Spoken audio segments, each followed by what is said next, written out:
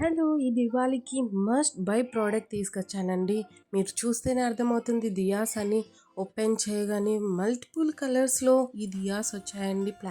Plastic diyas అండి. Pack of 12 super క్వాలిటీతో మీ ముందుకు తీసుకొచ్చాను. క్వాలిటీ అయితే సూపర్‌గా ఉంది. దియాని అబ్జర్వ్ చేయండి.